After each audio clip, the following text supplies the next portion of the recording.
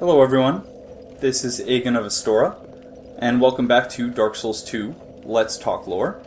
This is episode 8. I didn't mention in the last episode the date, and this is being recorded directly after the last episode, and it is Sunday, March 8th, at about 4 in the afternoon. So, I assume, or at least I hope, that it'll be a little bit more coherent in this episode than it was in episode 6, which I recorded at 3 in the morning. So I apologize if you found that one of lower quality than the rest of the episodes.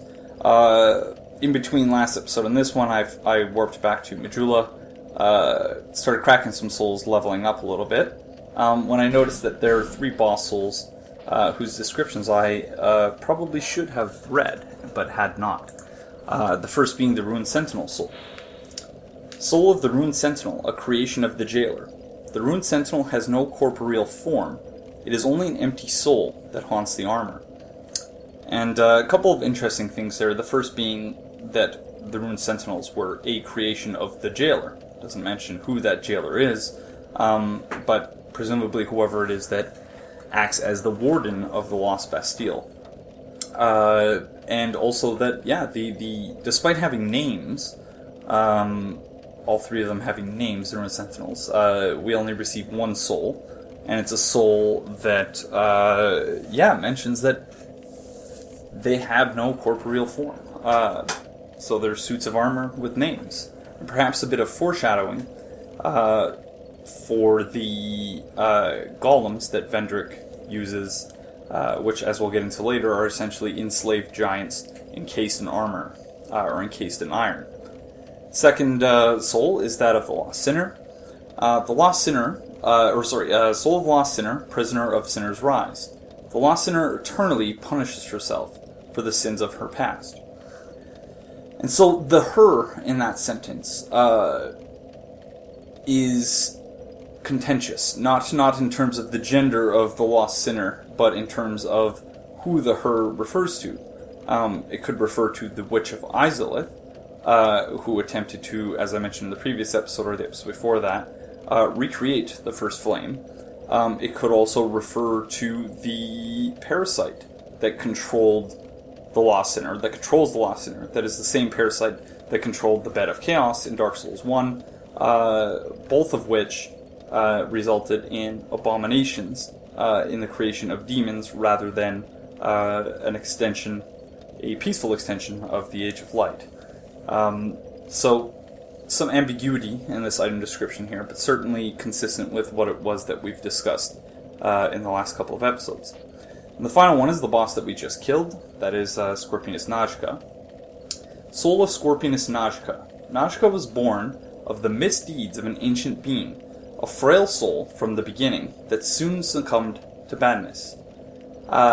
Referring, as I hinted at in the last episode, once again to Seath the Scaleless, or some being that emerged in a later cycle that was under the influence of the soul of Seath the Scaleless, and that took on his characteristics as a result. So, yeah, some interesting lore on the bosses there. I will also mention that we are going to skip the Doors of Pharros proper for now. And the reason for that is that we are going to return here. We're going to do the Doors of Pharros, as well as the Grave of Saints, the name of the area I couldn't remember in the last episode, in one package deal in one of the Loose Ends episodes. Other loose ends that I've left open but will tie up at some point include Gavilan, which you'll see is not here. I'm going to pick up this life gem. In successive new games, that becomes a radiant life gem, I believe. We're also going to speak with Carillion of the Fold, Strait of Alophis, Falcon the Outcast. We're going to deal with Pate and Crichton's questline, as well as the Old Dragon Slayer and Dark Diver Grandall. So I'm just making a list as I go along of the various loose ends that I've left open. I'm not a fan of that crystal lizard, and I tend to miss it, but I don't believe it contains any titanite chunks, which is the only thing that we're after right now. This guy, I just tend to leave him playing with his anvil because, yeah, it's kind of a sad story with the Gurms. So he's a member of the Gurm race. As is this fellow. Ouch. Can't backstep very far in water. And I was backstepping there, assuming that I was going to be going a great distance away from where I actually ended up. But yeah, the Gurms found, and again I'll speak more about this later when we talk about the Rat King Covenant together with the Grave of Saints, but the Gurms found themselves allied with the Rats. The Rats were at one point allied with the humans until the humans betrayed them. And so the Gurms presumably were also in some way, shape, or form othered by humans, and therefore the enemy of my enemy is my friend type situation led them to ally with the Rats and the Rat King. But we'll talk about that a little bit more later. This area is very, very interesting. The bonfire itself is described as I believe, the Royal Army campsite, yes. And this Royal Army appears to be in very sorry shape. It's not much of a Royal Army at all. In fact, if it was at one point a Royal Army, it is today just the homeland of these poor peasants. Poor peasants will also do a great deal of curse damage to their weapons, so I'll try not to be too sympathetic to them, but it's hard not to be. Because, yeah, as you can see, this entire place is really in a sorry state.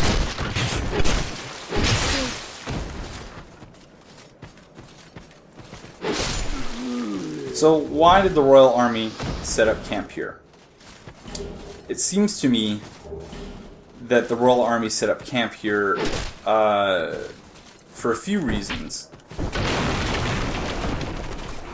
Pick up some lacerating arrows there. I don't believe there's anything on top of there except for this guy. And you can also eventually break things with your shield, which I tend to do so as to preserve the durability on my weapon. I also have a couple pigs here. In New Game Plus, there are also 2 boars, which aren't armored like their counterparts in Dark Souls 1, but are certainly just as much, if not more, of a pain in the rear than their armored counterparts in Dark Souls 1 were.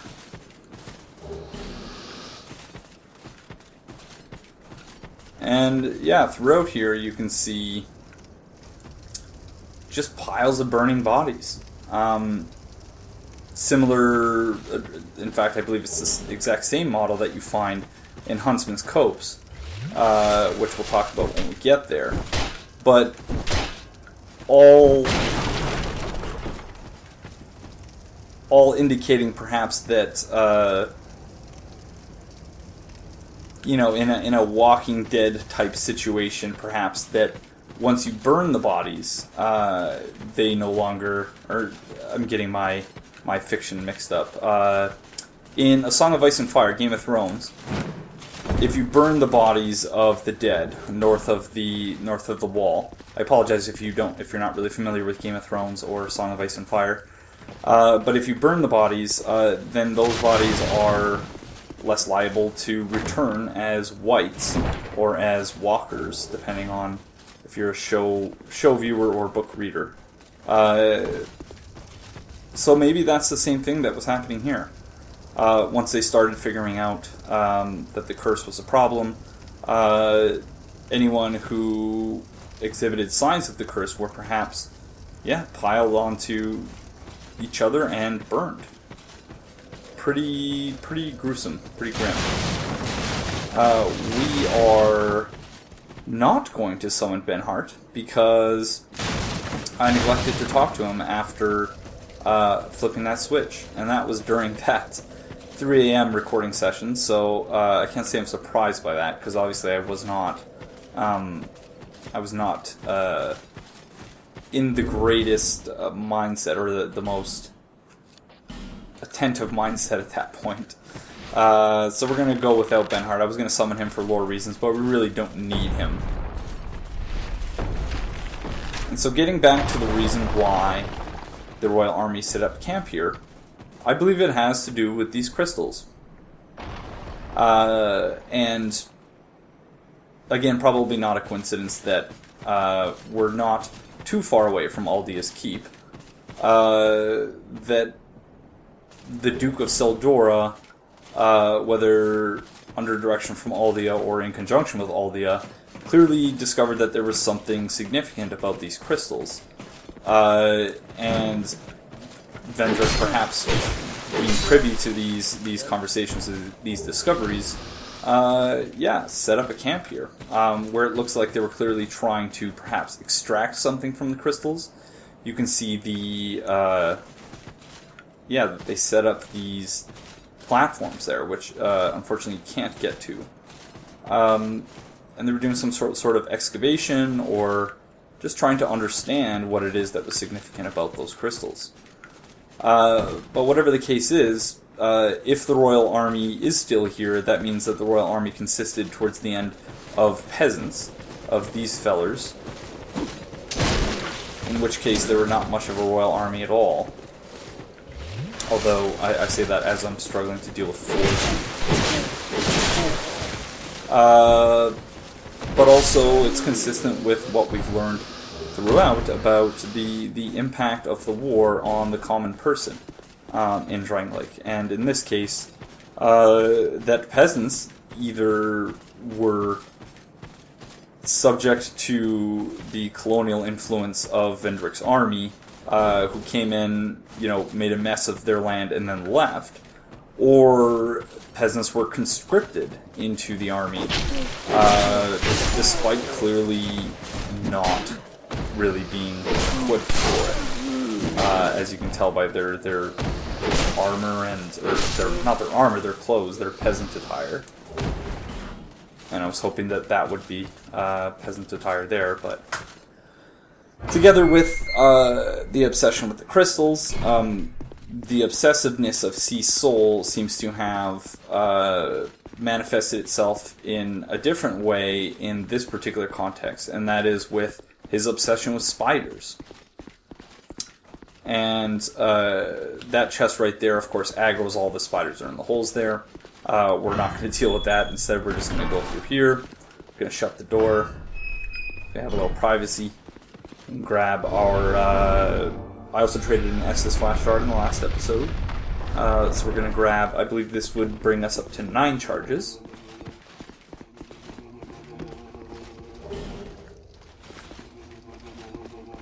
And then we're going to go interrupt a congregation.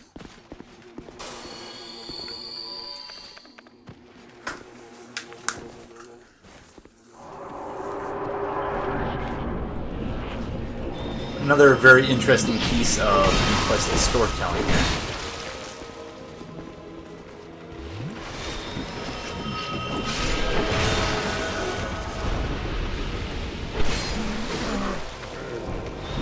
One that doesn't make for that great of a boss, but again is interesting nonetheless.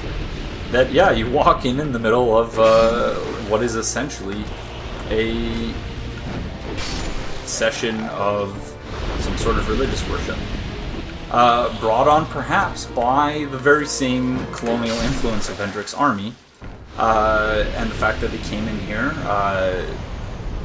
started extracting crystals and affecting the indigenous people's way of life, and then forcing them perhaps to turn to some sort of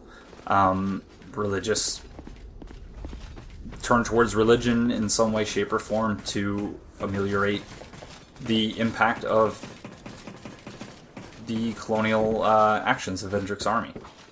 But I'll leave that aside for now, and we're going to say hello to a old new friend. Something seems to be bothering you. Yes, I can tell. It is written upon your face. You have doubts about something you did. I am Cromwell. Regret, anguish, disillusion, bewilderment. What wonderful gifts they are. Together, they are the essence of life. Don't you agree? But now you're lost, bewildered by your own actions. You poor little thing. Yes, how tiny and frail are we.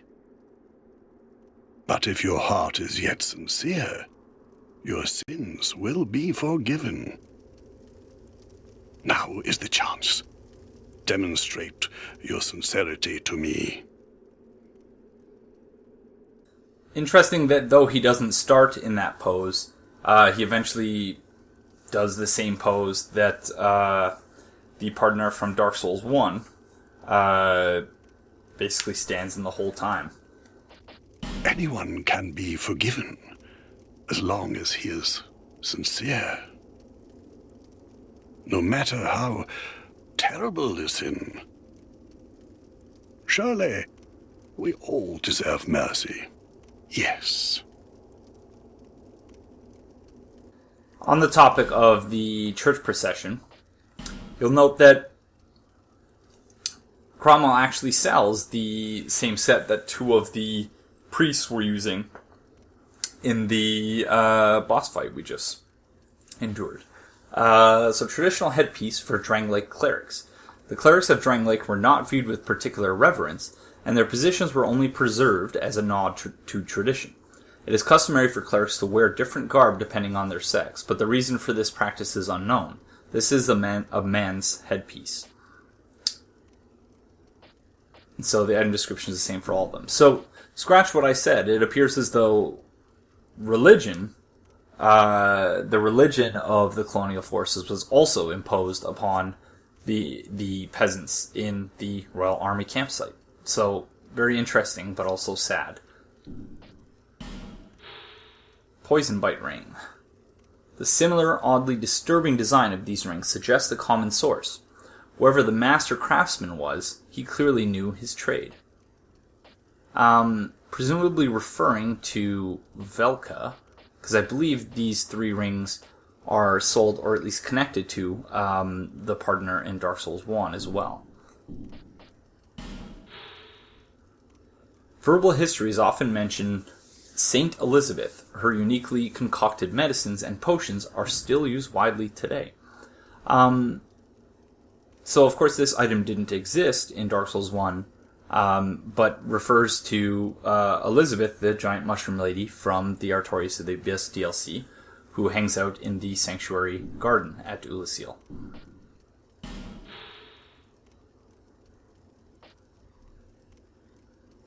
So, some of these we've already read.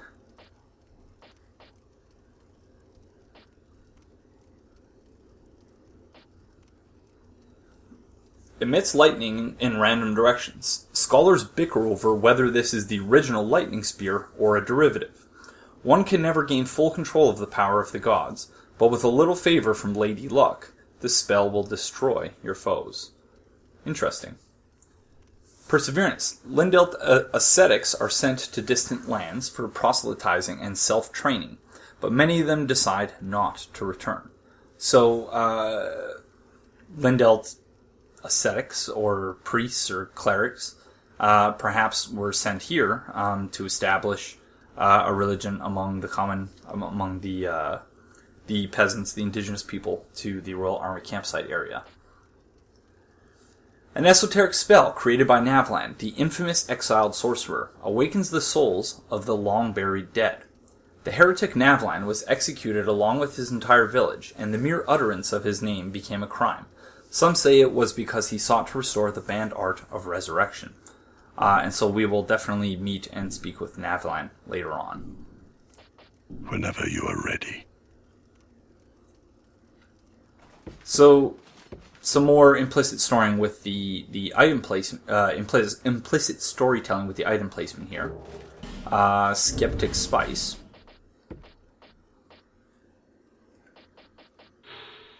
A spice exuding a peculiar aroma. A spell demands devotion from its caster, but using this spice makes a chosen spell attainable with one less faith. Will only work with the assistance from a certain person. The spice does not raise one's faith, but only obfuscates the requirement. And so, the fact that we would find a skeptic spice next to a person who I imagine would be very much hostile to skepticism, and religious skepticism in particular, indicates perhaps that this person met an untimely end at Cromwell the Pardoner's hand. And on that note, we also have a Fading Soul and a Cleric's Small Shield, so perhaps a heretic cleric. A small shield used by clerics on pilgrimage, enchanted with a somewhat fragile blessing that allows spells to be deflected by parrying, specially crafted to provide extra durability and some level of physical defense.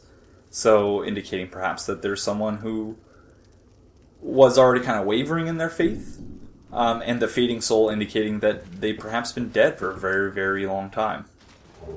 Bonfire Ascetic.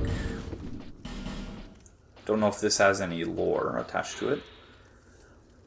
Once the Bonfire Ascetic is devoured by the flames, its effects can never be reversed. Be prepared before using this perilous ember. Fire exhibits a connection to the curse, and when the flames grow stronger, so does the curse. So that is actually very much connected. Another Fading Soul. And another Fading Soul. So,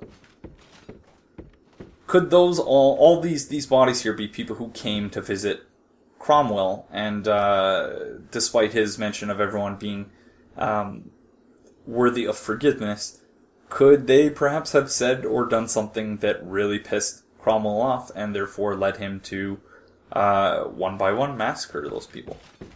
It's entirely possible, but that right there is another very good example of implicit storytelling. We see another pile of burning bodies here, and kind of the epicenter of the excavation site of the quest to figure out what's going on with those crystals.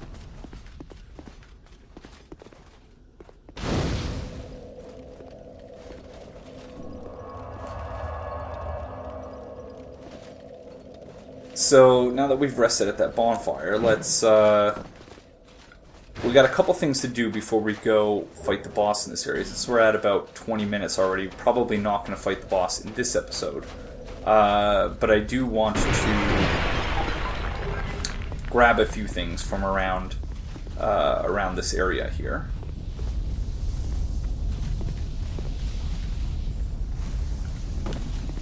And again, as I mentioned, I will be revisiting, or I will be tying up loose ends with Pate and Crichton. And so we will be returning to here later and exploring it in greater depth. I always do my best to take out these casters so as to ensure that I don't get interrupted halfway through the animation of descending these zip lines here.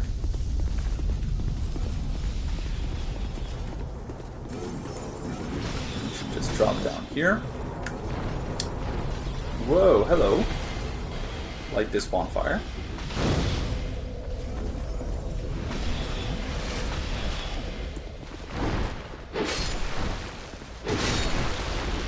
Ouch.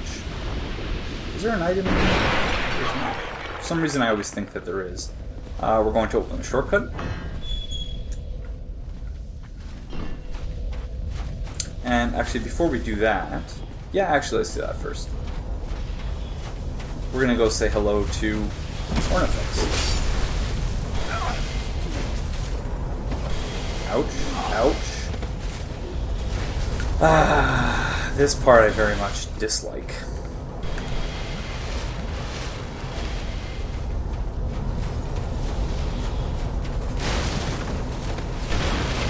you.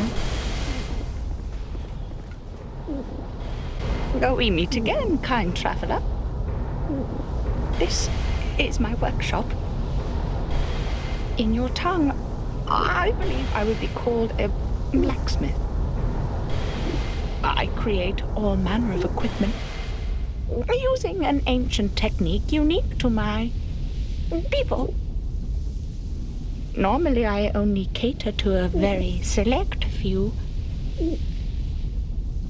But I have a debt to you. I will craft one thing of your choice. My wares are far from ordinary. I am certain that they will please you. I require no payment. My tech. So she mentions that her wares are far from ordinary, and let's hear a little bit more about that. The nature of an item is greatly influenced by the soul that was used to create it. They can be tricky to use, but when wielded properly, are extremely powerful. This is what I meant by unique. These wares are not for use by ordinary folk. It's hard to believe now, but this land was once a flourishing kingdom. Its king, Vendrick, came close to unlocking the essence of the soul. What a dazzling soul he surely had. Imagine what I might create with such a powerful soul. It is said that our technique originates from a strange being that inhabited this land. A pale beast that lived long, long ago. We don't even know what exactly it was. If you find a wondrous soul, bring it by for me to have a look. A pale beast that lived long ago. So it perhaps could not be made any more explicit other than mentioning his name, Sita Scalus. But yes, she's speaking of Sita Scalus. And the technique she uses to craft boss weapons from their souls originates from Seath. Do you find me strange? You humans are always this way. The way you glare at any unfamiliar creature. That mix of curiosity, fear, and revulsion. Oh well, it hardly concerns me. Come again. We are going to return to her, actually momentarily, but we are also going to return to her later, once we've defeated more bosses and have access to more of the item descriptions in her trade menu. First,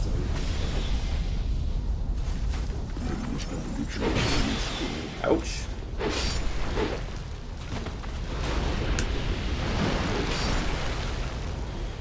First, we are going to grab this Titanite chunk here. Now we have enough to get enough chunks to get our sword to +9, and then +10. If I can make this jump. There we go.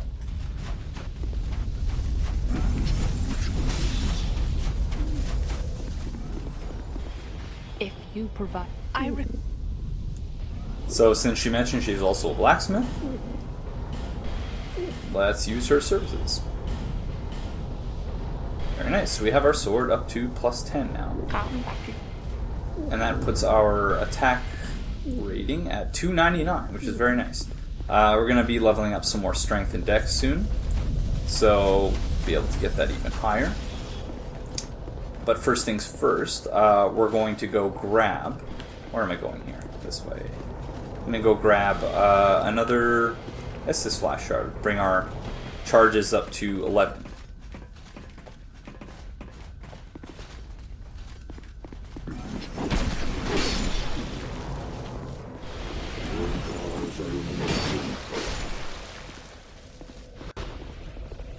So we have a lightning urn there. Rouge water. Let's check out what the rouge water has to say. I believe it's right here. Though known by some as red holy water, not everyone acknowledges its holy status. Okay, so nothing really interesting there.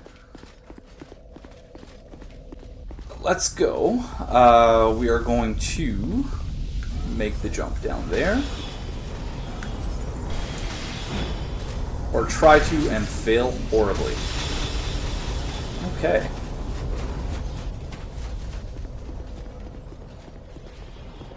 That was a little bit embarrassing. Let's try that again. It's a good thing we opened up the shortcut.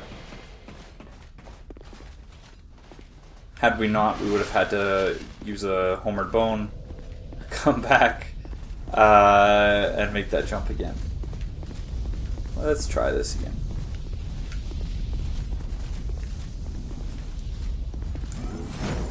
There we go.